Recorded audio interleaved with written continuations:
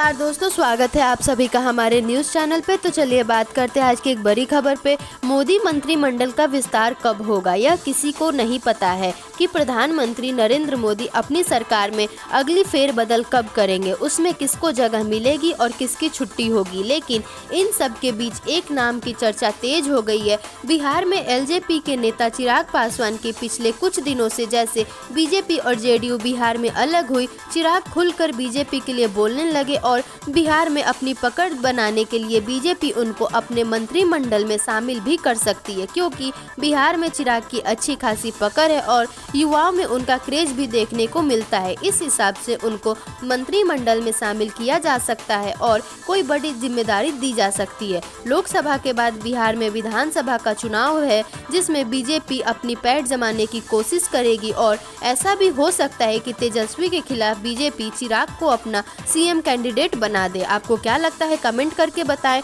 इस बारे में भाजपा के नेता ने अनुमान लगाने से भी बच रहे हैं।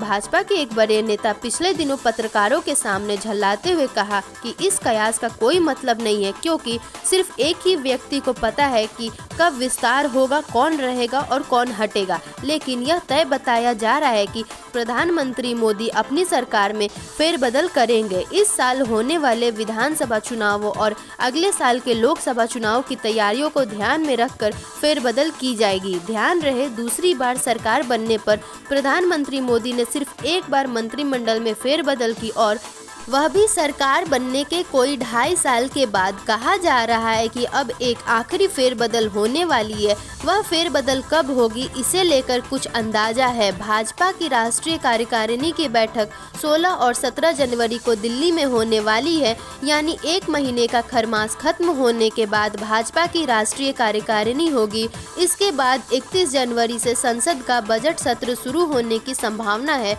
तो संभव है कि 17 से 31 जनवरी के बीच सरकार में फेरबदल हो, क्योंकि फरवरी से चुनाव शुरू हो जाएंगे। फरवरी में पूर्वोत्तर के 3 राज्यों के चुनाव है। अगर जनवरी में फेरबदल नहीं होती है तो दूसरी संभावना यह है कि अप्रैल में बजट सत्र खत्म होने के तुरंत बाद मोदी मंत्रिमंडल में फेरबदल हो। मई में कर्नाटक के चुनाव होने वाले हैं और मई में ही केंद्र सरकार के 4 साल पूरे होंगे, जिसके बाद चुनावी साल शुरू हो जाएगा। उससे पहले सरकार में फेरबदल की संभावना है। आज की बड़ी खबर में बस इतना ही। देश दुनिया की तमाम बड़ी खबर से जुड़े रहने के लिए हमारे चैनल को सब्सक्राइब करें और ये वीडियो अच्छी लगी हो तो लाइक करना ना भूलें। धन्यवाद।